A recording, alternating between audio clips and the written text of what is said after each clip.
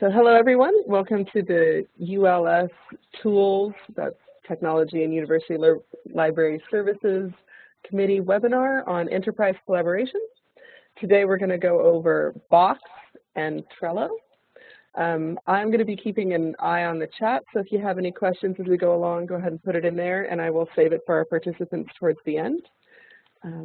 And as long as everyone can hear us, we'll go ahead and get started. So our first presenters are Margaret Mellinger and Uta Husong-Christian from Oregon State University, and they're going to talk to us about Box. So Elois, if you could hand the ball to Uta, that would be great.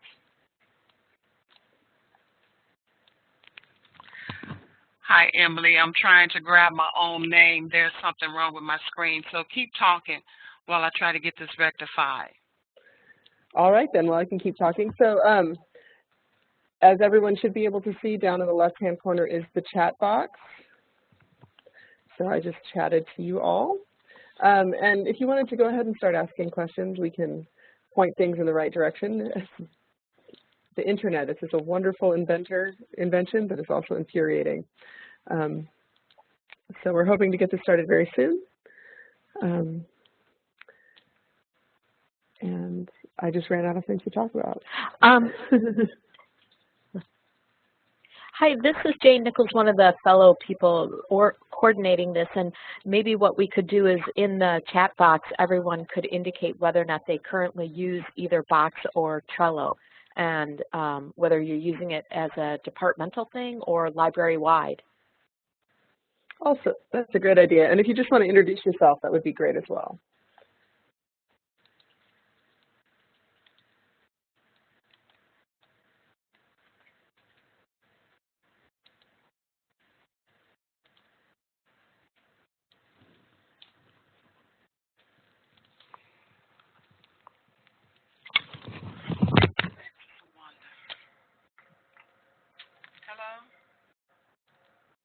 Hi, Lois.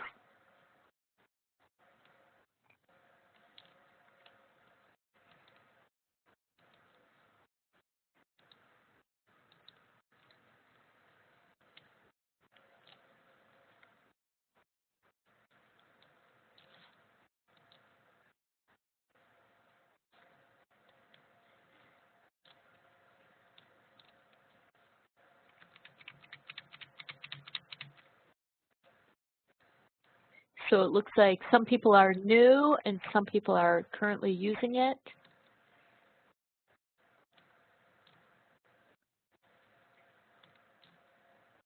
How about this?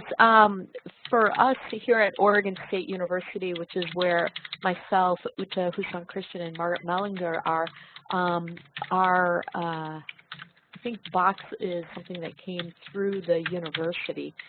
Is that the case for others?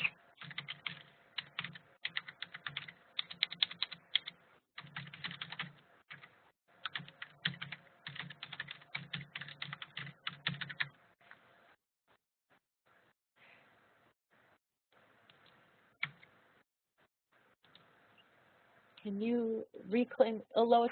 People are wondering if you can reclaim the host role under the participant at the top.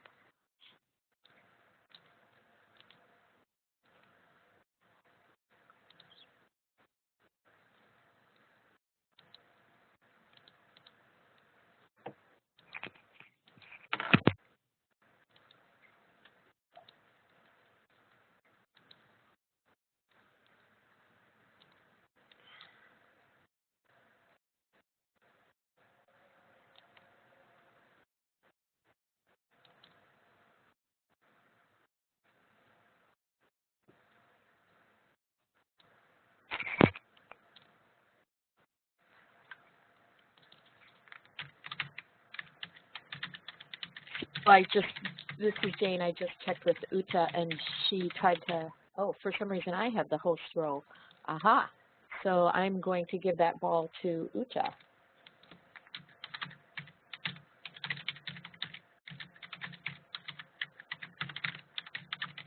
And then we'll get started. Thank you everyone for your patience. And it won't drop to her.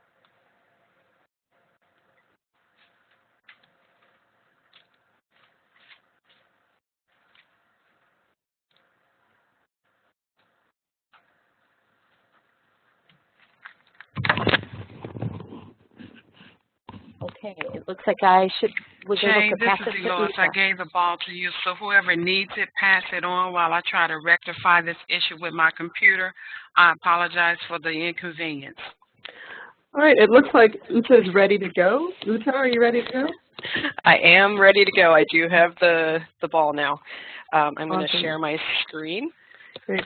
And we will get started with content here. Awesome. And Elois, if you could please mute your microphone. Okay, so hello everyone. Thanks so much for inviting Margaret and myself to speak today about Box.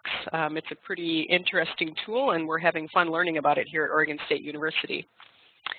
At its simplest, Box is online file storage and sharing with some nice collaboration options. Margaret and I are going to cover selected features of Box in the 5 following areas. So we're going to address file and folder sharing, collaboration in Box, integrations that Box has available, a lot of them, security, and then round out with content ownership. Along the way, we'll use text, screenshots, and live demo to highlight our points. I'm going to be starting out with file sharing, and we'll start with this. File sharing can be done via a link, and I'm going to show some screenshots here just to demonstrate what this looks like in Box. So I have on the screen right now an image of a folder in which I have a number of files. And I have 2 different options for starting the share process. There's a small link icon next to the date, the last update, or I can use the share option or the more options feature within Box to begin that share process. Once the file sharing option is selected, I can share via a link just as I can with other file sharing tools. I can control the type of access that folks have, so people simply with the link or folks inside the company or people in the folder itself. And unfortunately, the way I took the screenshot underneath, there's also the option to just email the link out, so that is there as well. There are some further options for link sharing, and those are obtained using the small gear icon on the sharing window. And once you select that, then you're able to do some additional things. So you can set a custom URL for the folder, for the file that you wish to share. Another option that I think is actually really nice is the ability to set a link expiration date. So if there is content that you want to share only for a specific period of time, you can set that, and as soon as you select the box, you'll be able to put in a date. And then you can also control whether or not individuals to whom you have shared this particular item are able to download the item. It is on by default. Downloading is on by default, but if you wish to not allow that feature, you can simply unclick it. And then the direct link option is there again for you. So those are some file sharing options available in Box. Box also has lots of folder sharing options. And I'm going to mention a couple of things about this. So there are different account types for Box. We are focusing on the enterprise level accounts. We're assuming this is what you all are interested in, but you can set up a private, or I'm sorry, a free personal account. You can set up a paid personal account, and then of course there are the enterprise accounts. For all account types, folders can be shared to others with editing privileges or simply view privileges. If you have the business or the enterprise level accounts, you do have a lot more options in terms of the privileges that individuals get with whom you are sharing folders. And in fact, I'm going to show you the matrix here of options that you have when you are in the enterprise level account. So as you can see, lots of different options for giving access to the content that you have available. The other nice thing that we have found with Box is the waterfall permissions. So should you grant permission to a folder, any files and all subfolders within that folder to which access is granted, access is granted to that content as well. So this can help if you're granting access to top-level files, everything else in that, top-level folders, everything else in that folder or the files contained within will all be accessible to the individuals that you are sharing with.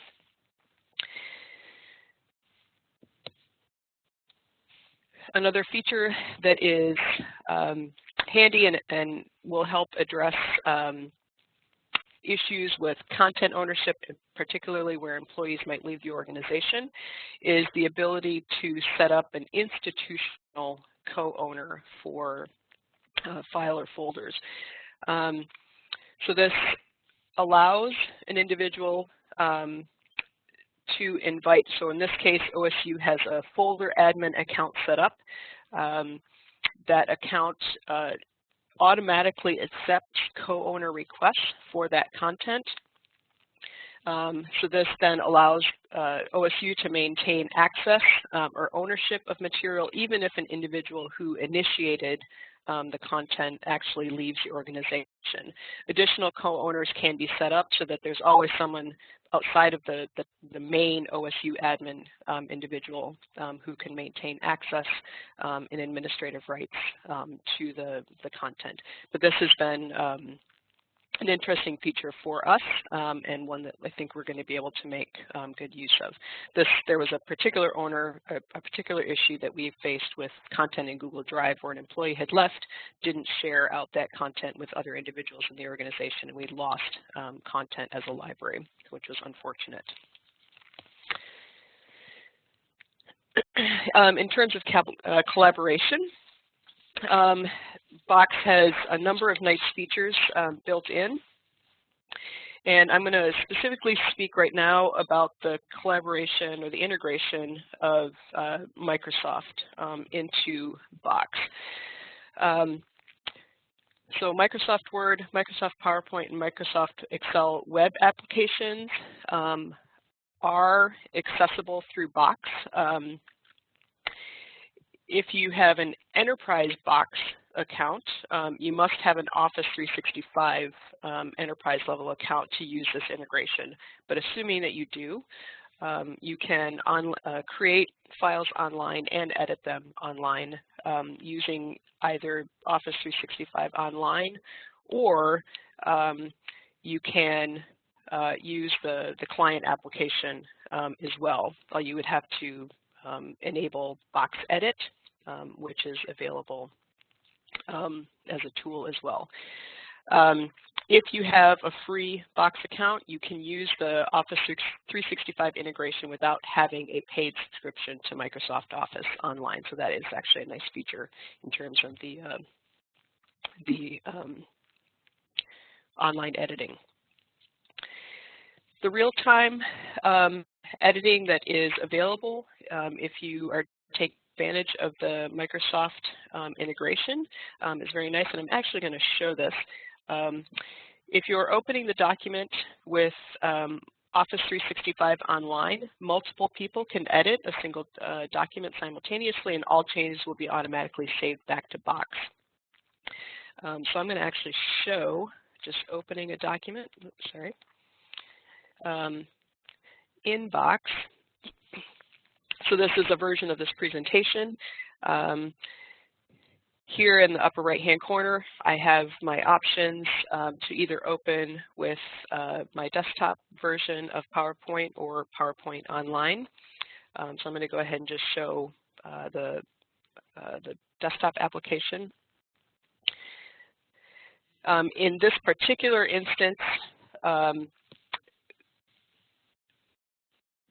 collaboration is real-time collaboration is not possible, but any changes made when you're opening the file with the desktop version will be automatically saved back to Box.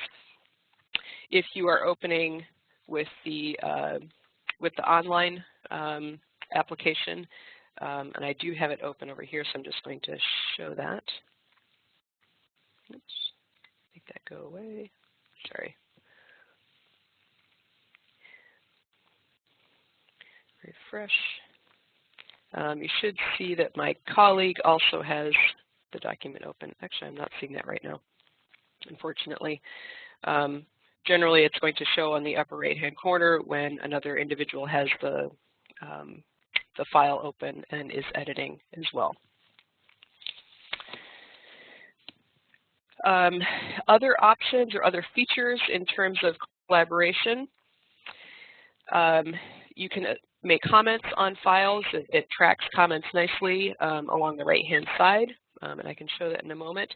Also, any collaborators that you have on the document, if you specifically indicate that collaborator before you make the comment, they will be notified that a comment is made.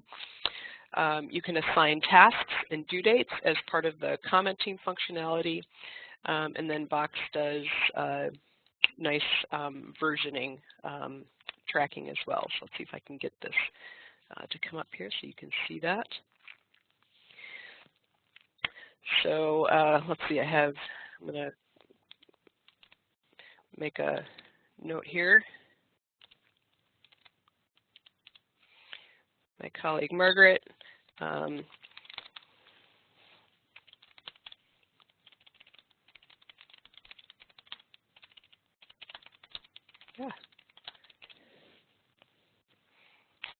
So I'm going to post that comment. Because I called her out specifically, she will now get an email from me that a comment was made on this particular content. But it's tracking my posts along the side here. If you wish to add a task, simply click on the task icon. You can add an assignee if you wish, or simply put a due date on it. So I'll just put something on the 14th here. So, task.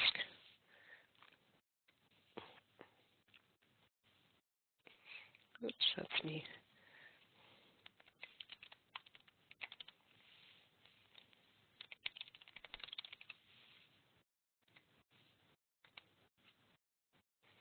And it's being fussy.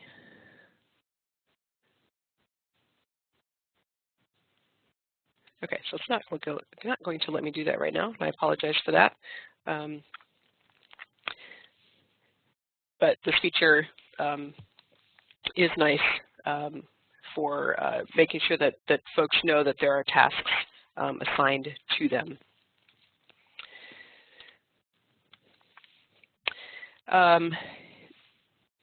Aside from Microsoft content that you can work with in Box, you can also access or create Google Docs, so there's that option as well.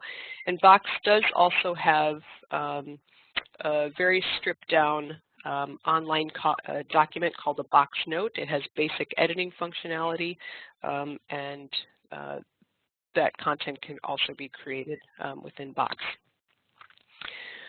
One drawback that we should mention is that folders where you have collaborated with someone, shared a folder with them,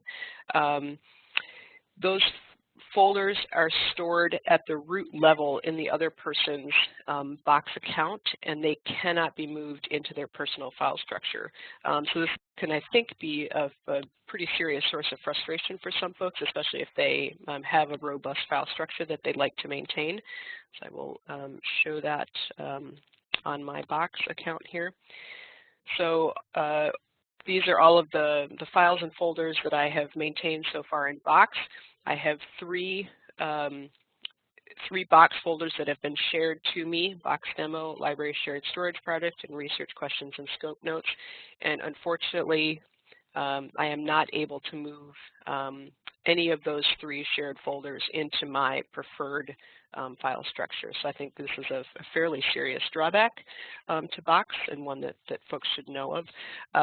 Box doesn't necessarily consider an However, on the forums, users do and are asking for Box to address this.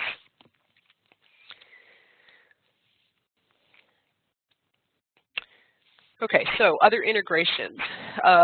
Box has quite a few third-party applications that you can connect to Box data. One that I have enabled fairly recently and have played with is Slack. So within Box, I can send files to Slack, or from Slack, I can access my Box files. You can create Google Docs and Sheets from within Box, and Box has lots of other integrations. So I'll just give a quick screenshot here. You can see all the other integrations as well. And maybe not. Okay, unfortunately that is not working. Box.com/apps will give you a comprehensive list of all the other integrations that can be made within Box. Okay, so I think with that said, I think I'm going to pass it over to my colleague Margaret. And let's see if I can do this effectively. I'm going to stop sharing, and I'm going to pass the ball to Margaret.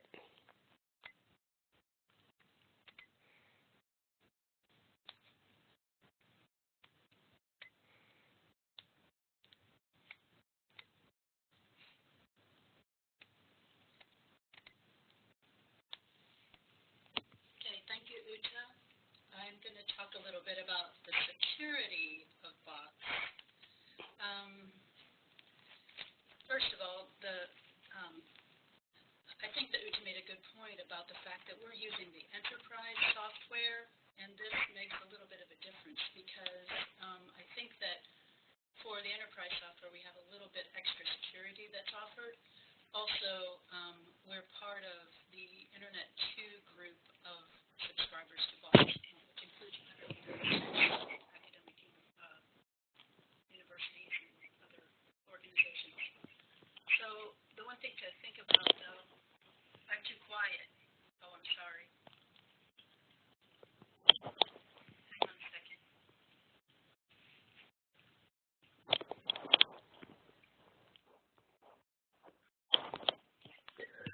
Margaret, your microphone's turned off, and we're listening to you through Uta's microphone.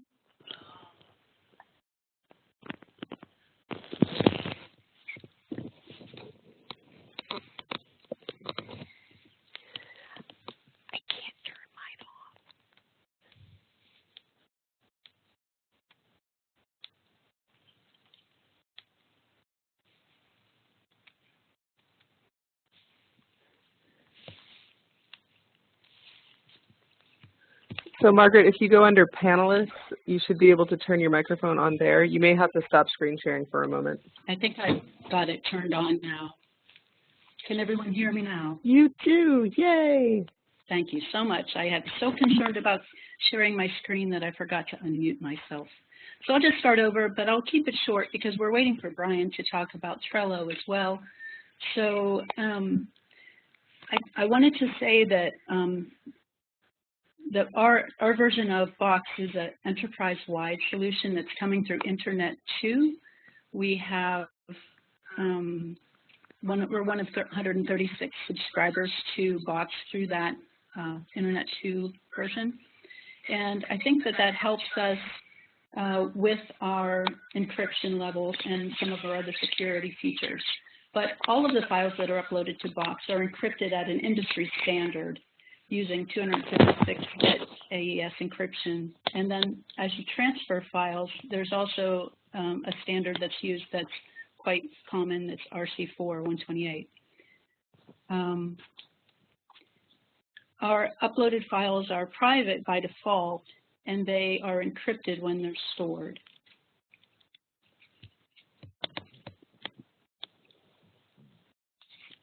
Oh, I'm sorry, now I've lost my slide. So another thing about Box is that there are secure data centers, and this is really important to us as a university that has a lot of research grants, because some of our research grants require us to have the data stored in North America. And so Box has multiple geographically separated enterprise-grade storage centers in the United States. And they do ongoing audits, and they have 24/7 by 365-day a year monitoring.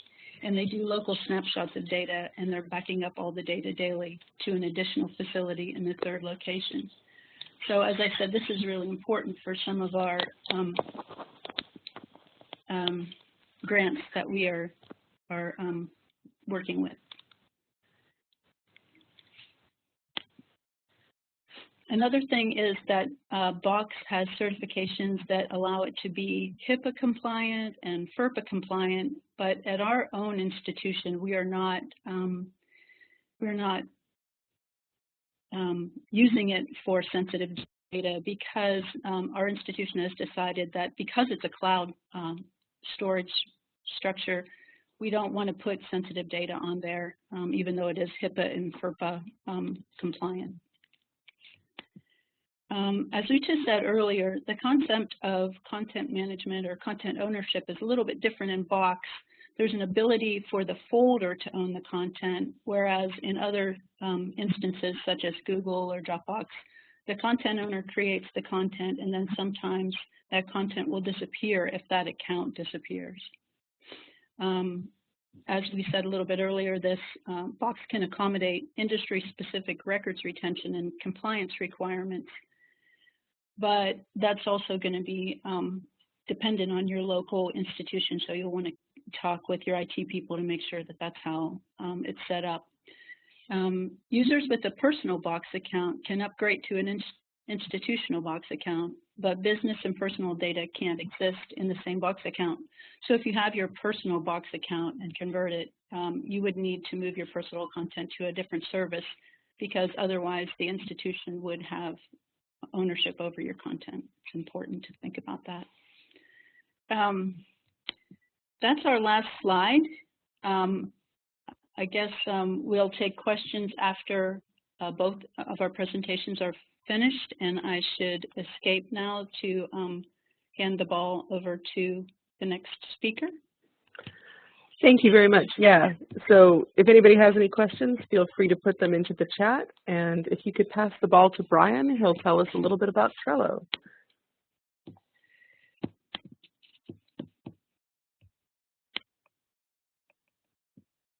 Hello. How's my, are everybody hear me pretty well?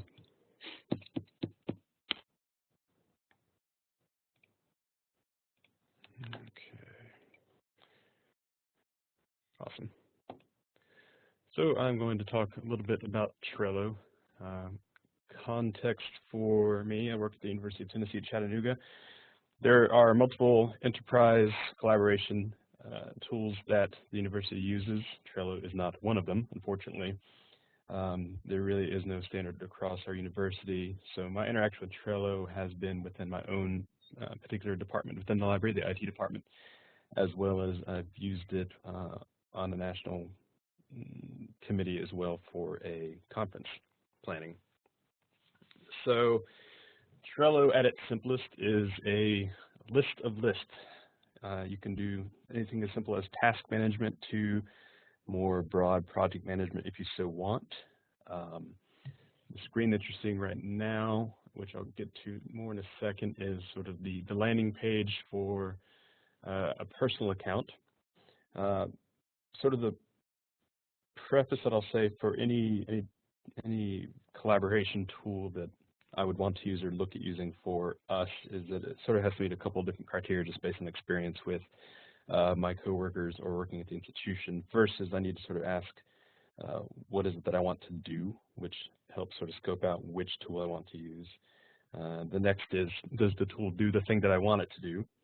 The third, which is more on the people side of things, is how annoying is it to learn? There are definitely times where at the university you'll find a very awesome, robust tool for collaboration that people do not want to learn or is difficult to learn, and there's a huge barrier to entry there. The next sort of criteria is, will it make my life difficult, in the sense of, will I spend just as much time using the tool and managing the tool as the content and the project that goes into it? And especially if you are not in the position to afford the enterprise level pricing for a tool, the next sort of question is, what will it let me do for free? Definitely use some tools where it's awesome and you can do lots of things for free up until like that one crucial sort of bit of functionality. With Trello, what I've ended up liking about it is it does a fair amount of things at the free level, whereas the sort of feature richness that you get at either the gold level for a personal account or a business class or an enterprise account can be enrichment to the experience, but you're not necessarily limited too bad with what you can get at the free level. So what we're looking at right now is a free account that was granted gold status by using multiple email accounts. I used to set up different members. And essentially what we've got is, if I were doing just boards, which in the parlance of Trello is, you can see that as like a specific project. So in the library, it might be the equivalent of migrate an ILS. Within that, you can have multiple boards for yourself. You can also create teams. In this particular instance, rather than make you all suffer through the committees I've been on, I decided to make a team for the X-Men, who are often attacked within the movies and the comic books. And so we went with the project or board in this instance of rebuilding the mansion where they tend to live and educate their students. So the way Trello is structured is that you can do the personal boards, you can do the team boards, and within those you have lists and cards. And so what we'll do next is there are two ways that you can invite members to participate with. So if you've created a team, whether it be for your department, for the library, on this screen, what you would do is you could find members by name if they already existed within the Trello ecosystem, or you could add them by their username or their email account. So in this instance, I just created 4 separate accounts and invited them to the team for this particular set of projects. Over here, you can see where you can make multiple people admin, you can remove individuals, different settings, and then if you had purchased the business class or enterprise class, you'd have different options. I'll go ahead and say, speaking to sort of what was mentioned with the box presentation, is that the enterprise levels where you start getting more security features, in addition to integration with third-party apps such as Google Drive or Box itself or GitHub or Slack, et cetera, et cetera. But at the free level, it tends to be pretty minimalist. As long as you don't have something that's a super complicated product, it's a good thing to have. So I will say that one of the 2 things that can be a little off-putting at Trello at first is the way to sort of navigate around how you invite people. If you have a team, you need to invite them here. But once you're into the actual board, you can add members who are not necessarily team members, but just people outside the team itself who you can give view or edit permissions to. Why you will want to include team members on this screen is that for notification purposes, as people are working on a project, if someone is not part of a team but just merely a member of a particular board, they will not receive email notifications, which is a sort of a crucial thing. So here we have a board, which is Rebuild the X Mansion. So you can see that we've got sort of the title, project title, team that it belongs to, whether or not it is a private or public board, your user account over in the upper right-hand corner, and these columns that we've got in the middle. The columns themselves are referred to as lists, and within each list, you've got cards. So in this particular instance, rebuilding a demolished mansion, we've got different sort of groupings of content or energy, and we've got cleanup, admissions, community relations, the building, black ops. It's a scroll right sort of world within Trello, so if you had a different bucket of information or content that you wanted to build, you would simply click and type new list, hit enter, and that adds and infinity, infinity, infinity. Within these, you've got the cards. The card is, what I like about Trello and cards is that you can make it as simple as you want or as complicated as you want. So if it's simply just a task, you can click add a card, type in new task, hit enter, and go. Now, once you create a task, you have various options with these, which is where you can get into the more tunneled down, more feature richness of Trello. So in this particular instance of the task being to replant the petunia garden, you can create different labels. The labels can be whatever you want them to be. You have the option to hand type what you want the sort of structure to be. In this case, I went more with a time-based, the intensity of the time-based structure. You can apply multiple labels, you can apply single labels, you can apply none. In this particular instance, if you wanted to add different members, anyone who's a board member or a team member, you simply add their name, and they immediately show up as a list of members. That way, anytime that this particular card gets edited, it will send an email notification to this individual if they're not actively logged in. Likewise, you can edit the description for this, so if you have specific requirements for replanting the petunia garden, you could. You can attach a due date to it. So for you to say December 27th, save.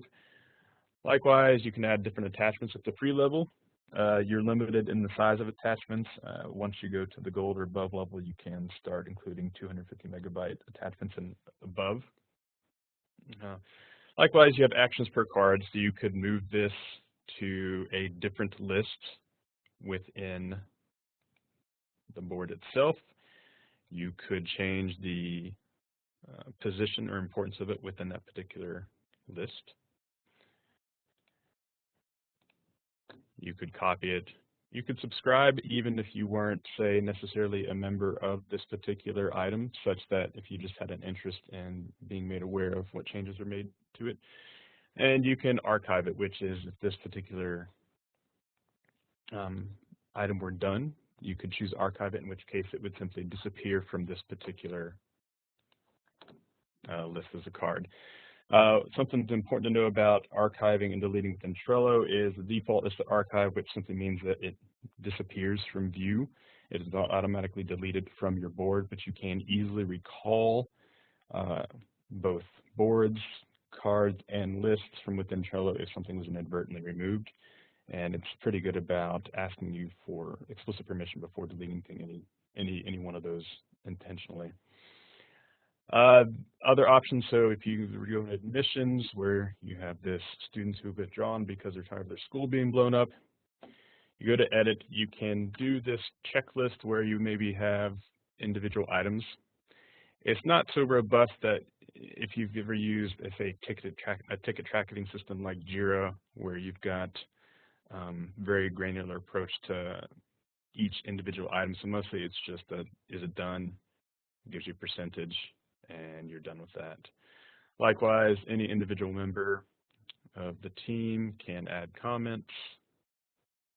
It's just as simple as like doing a good job. And then in this case, since Storm is sort of the head for this particular item, as soon as I say send, Storm receives an email saying a comment's been added or appended to this particular list. Over under building, you can see where in this particular instance I've added two different images. If you can pull from a computer, you can pull from an integrated Google Drive, et cetera, et cetera. It's not limited to image. Typically, it defaults to the first image you upload. It pins it as the visual face of that particular list, but you can remove that if you want to. But you can see it gives you indications of who's attached to the card, who owns it, how many attachments, the due date. If it's within 24 hours of a deadline, people attached to this particular list will get an email reminder. And that is sort of the initial landscape of Trello. Notifications are pretty immediate. There doesn't seem to be much of a lag time. In some systems I've worked with, you may have to wait a few minutes before you get it. If you're a member and you're not somebody who wants to receive constant notification, Trello does allow you to alter the frequency with which you receive notifications on a particular board. It's not very granular in the sense of I only want to receive, like with listservs, sort of a digest, a daily digest. It's kind of 3 levels, you know, immediate, infrequent, never. Within, on the upper right-hand corner, if you want sort of a panel that shows you sort of the quick activity of the board itself or options for it, you can change the background. You can filter if you need to. So if you're in a system and you want to see what if this was like an ASAP, only show me the things that I've labeled as ASAP. I can go down and say, okay, only show me the ones that are assigned to Wolverine, etc. The power-ups are where you can, if you've got a paid account or an enterprise account, that is where you can enable different other third-party options. The list is fairly long and fairly interesting. So if your organization is such that, let's say you're working off of Agile or Scrum methodology, you can do the burnout method. If you're integrated with other enterprise apps within your ecosystem at a university or library level, you can do that. You can interface with the calendaring system. It's a fairly long list that I've not had a great chance to play around with completely. It sounds pretty interesting. Filtering. And for, if you're so inclined, you can also include stickers on your various cards and lists. But otherwise, you can sort of see the list of things that have occurred within the last couple of hours if you just wanted the high level.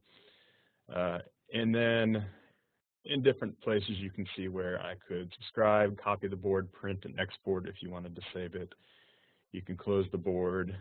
You can look at archived items. In this case, I can see that I archived replant petunia. I didn't mean to do that, so I can send that back to the board so it automatically appears. Or I could switch to list to see if somebody had archived a specific item as a whole. Overall, I think this is a relatively easy to learn collaboration tool compared to some others. It's fairly intuitive. I don't think it requires too much in the way of having to watch videos. You can kind of tool around with yourself. The free level gives you kind of enough tools to play with to see if you want to play around with it or give it a try. And then if you've got more than one individual who wants to play around with it, as soon as you invite, say, somebody else within the library, that gives you the conferred gold star as the individual, so it gives you some of the additional features that you would pay for at the end of the month if you were to decide to go with anything other than a free account, so that you're not stymied by hoping that it works with a different third-party app. Otherwise, yeah, Trello. It's a fairly easy one compared to some others. I know that we were looking at using Planner for our university and library. I think that's relatively kind of comparable. If you were looking for things like Gantt charts, you could also have a third-party app integration with this as well. But it's fairly straightforward. So I think that I will pause there, and then we can get to the question portions for both our groups. And let me unshare this.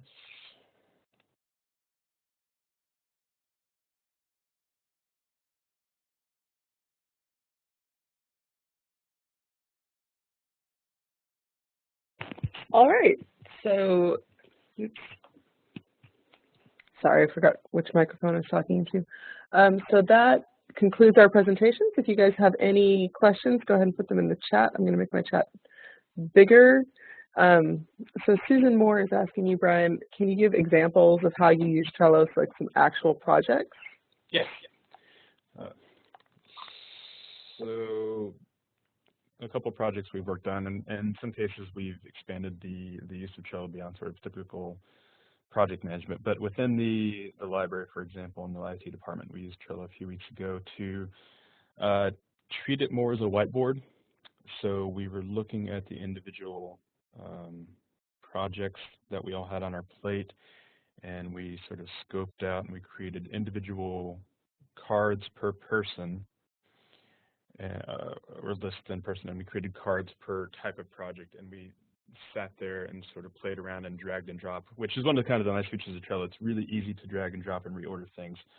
So rather than use a traditional whiteboard to sort of carve out what we were thinking for the spring, we used Trello just as a very quick way to look at incoming projects that we knew about, sort of assign relevancy and rankings and such to, or priorities within the department.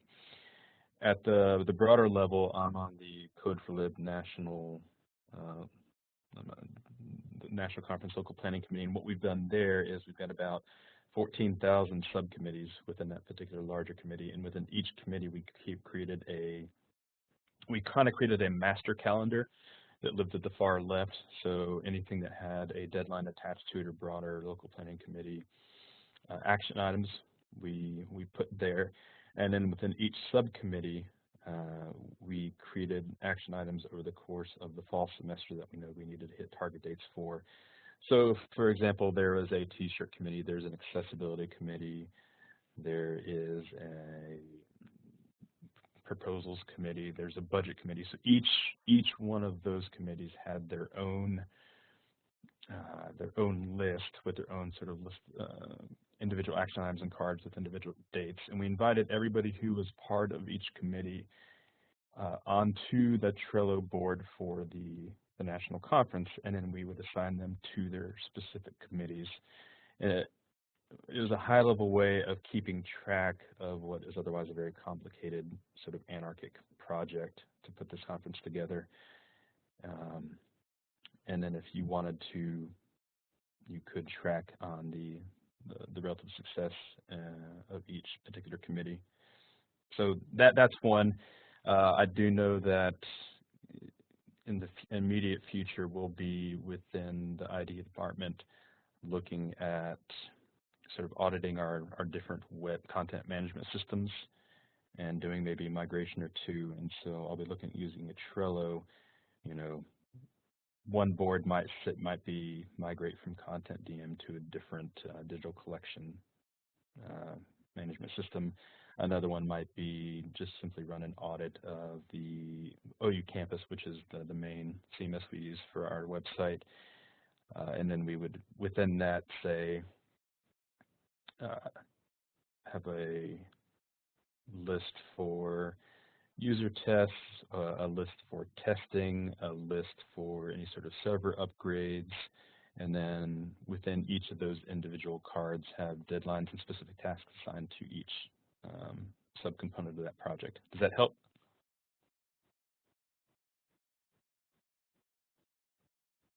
Okay, good. Thanks, Susan. Are there any other questions we should know about? We have about 8 minutes left in our window.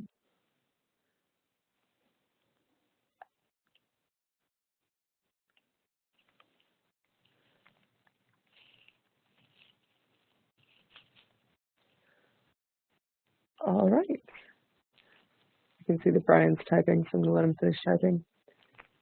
All right. Thank you very much for coming, Emily. So since we have no other questions, or it looks like it at this time, please feel free to email me or I think any of the presenters. Otherwise, we have a survey that we'd really appreciate it if you could fill it out just so that we know what you'd like to see in a future webinar and overall how we did. And thank you all very, very much for coming. And I hope you have a lovely holiday season. Good luck with finals if you're still there. And we'll see you soon. Thanks for coming.